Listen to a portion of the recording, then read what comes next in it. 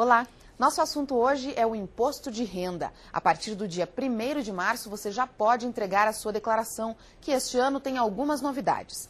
Para falar sobre estas mudanças na declaração do imposto de renda, a gente convidou a supervisora regional da Receita Federal, Cláudia Thomas.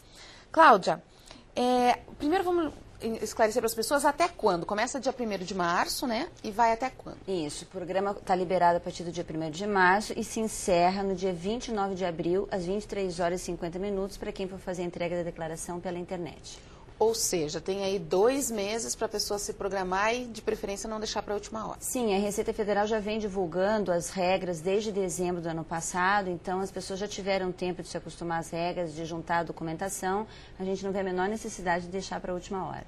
Porque sempre complica, né? Quando a pessoa deixa para a última hora, às vezes ela tem dificuldade de acessar o site. Não, problemas de congestionamento a gente não tem tido nos últimos anos. O que acontece é que se a pessoa deixa para a última hora e, de repente, tem alguma dúvida, esqueceu algum documento, no atropelo dos últimos dias, pode deixar de prestar alguma informação e acabar caindo na malha. Por isso é importante, não por problemas de congestionamento, mas pela própria facilidade da pessoa que começa a fazer a declaração agora, já nos primeiros dias. Então, aquilo que a gente via há alguns anos, que a pessoa não conseguia acessar o site no último dia, isso não tem mais acontecido? Não, não tem acontecido. A Receita Federal recebe, por exemplo, no ano passado, no último dia, a gente recebeu só no último dia mais de 2 milhões de declaração no Brasil todo.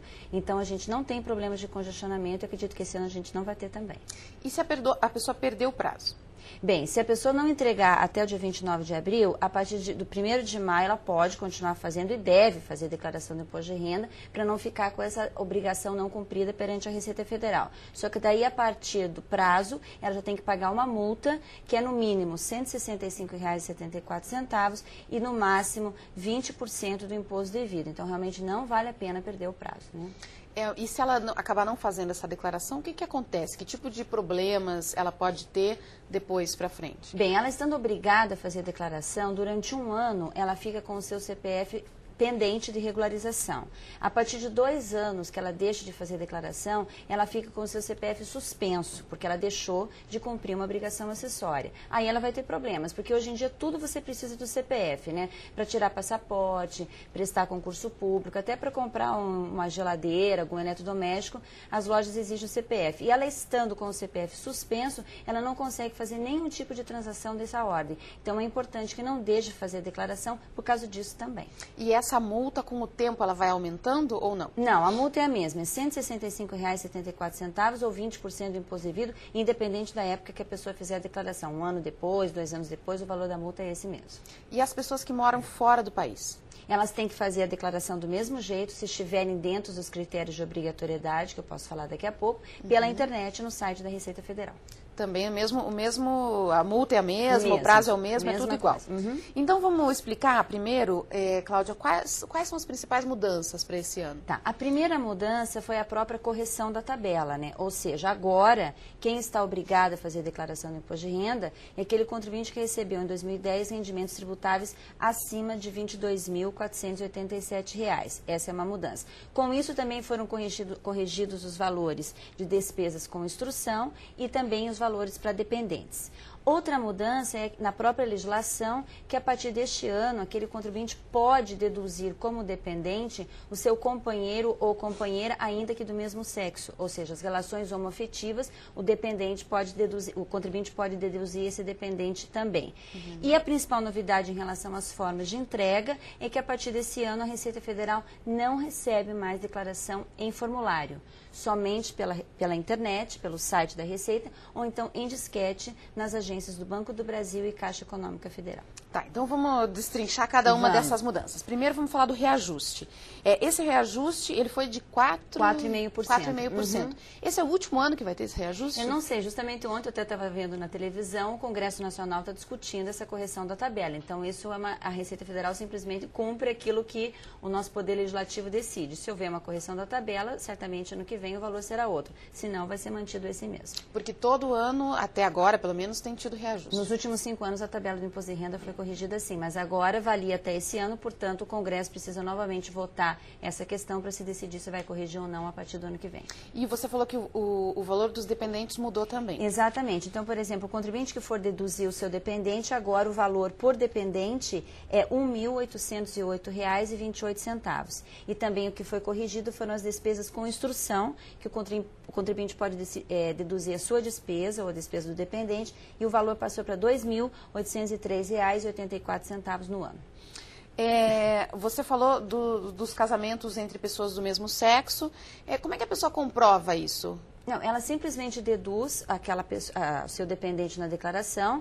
O Brasil não tem casamento oficial de pessoas do mesmo sexo, então vale a declaração da pessoa que está morando com a pessoa, o mesmo endereço e tal. E se houver necessidade de comprovação, é que o contribuinte vai ser chamado para comprovar. Senão, o simples fato dele deduzir, a gente parte do pressuposto que a informação é verídica. Só que antes não podia, né? Eu não podia deduzir se não fosse filho, se não fosse esposa, se não fosse esposo. Agora pode.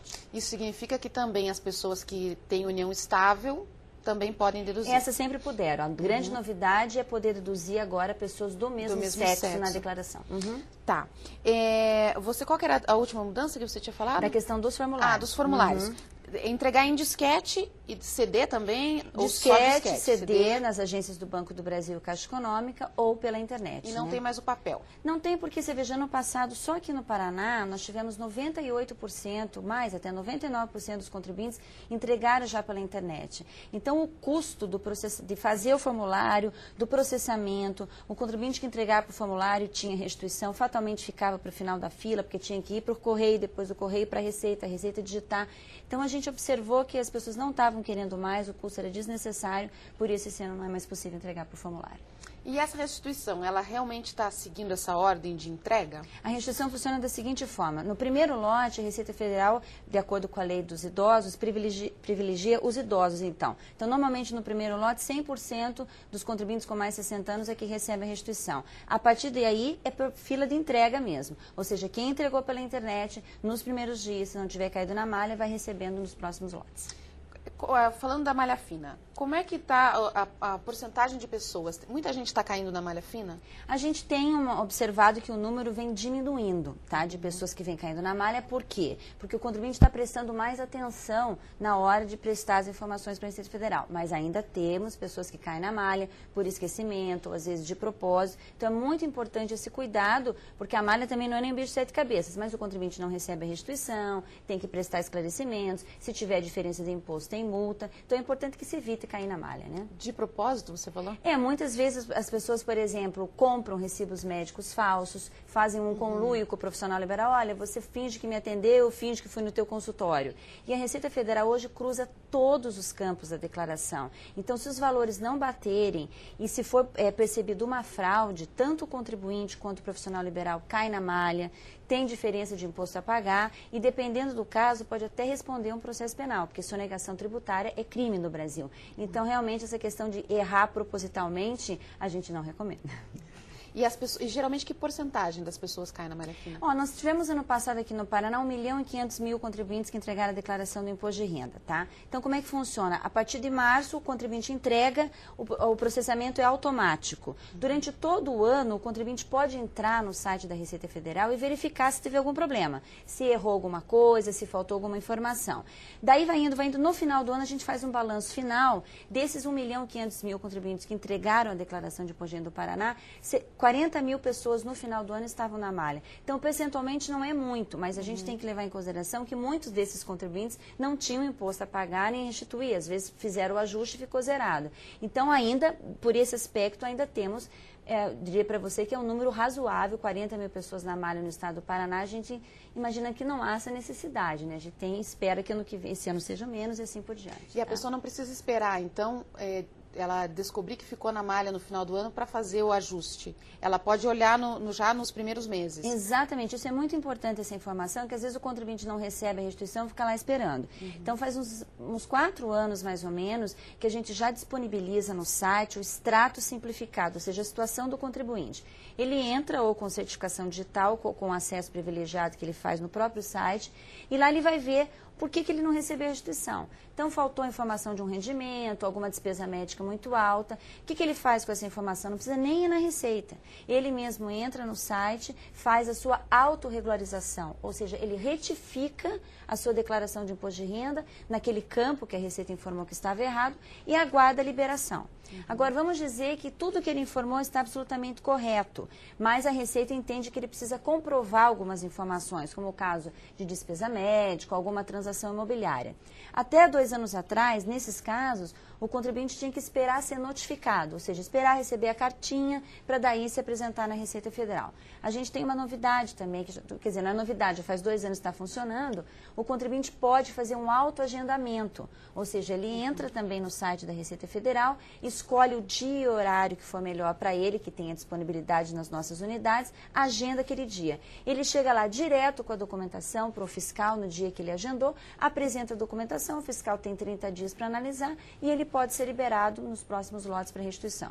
Agora, caso ele não queira fazer nada disso, não queira regularizar, não queira agendar, ele espera a notificação, só que a partir do momento que ele é notificado, se ele tiver que fazer alguma correção na declaração e tiver diferença de imposto, aí já tem multa, porque dele não está mais espontâneo. Então, vale a pena ficar olhando todo mês no site da internet para ver o que aconteceu. E a pessoa que tem alguma dificuldade em lidar com a internet, pessoas mais velhas e tal, elas podem fazer toda essa pesquisa também por telefone? Pode, a gente tem o telefone da Receita Federal, 146. Quando começar a entrega da declaração, que agora a partir de março, as nossas unidades da Receita Federal têm plantões fiscais para atender essas pessoas. Então, se bem que o programa é totalmente autoexplicativo, né? O site da Receita Federal tem perguntas e respostas assim prontas, mas de qualquer forma, se ainda assim o contribuinte tiver dificuldade, pode telefonar ou procurar uma das nossas unidades. Você falou que muita gente cai na malha fina por erros simples, por falta de atenção. O que é mais comum? O principal motivo que leva o contribuinte a cair na malha é a omissão de rendimentos, tá? Então, por exemplo, você trabalha aqui, faz em mais outra empresa ou faz serviços temporários, até esqueceu daquele rendimento que você recebeu naquele momento. Se você não informar todos os rendimentos, é o motivo de cair na malha. E isso é o que acontece com a grande maioria das pessoas, certo? Ou então informa valores menores, né? Recebeu 100 mil, informa que recebeu 80 mil, e aí a Receita cruza o dado do contribuinte com a empresa, aí fatalmente está na malha. Um outro motivo também é essa questão dos rendimentos, mas dos dependentes. Então, o contribuinte vai lá e informa a esposa, o esposo, o filho como dependente, e essas pessoas tiveram também rendimentos. Se os rendimentos dos dependentes não forem informados, o contribuinte também vai cair na malha fina com certeza. E também a questão dos recibos, né? Isso é muito importante. A Receita Federal, a partir deste ano, agora está exigindo dos profissionais liberais, médicos e dentistas, uma declaração médica, a gente chama DMED.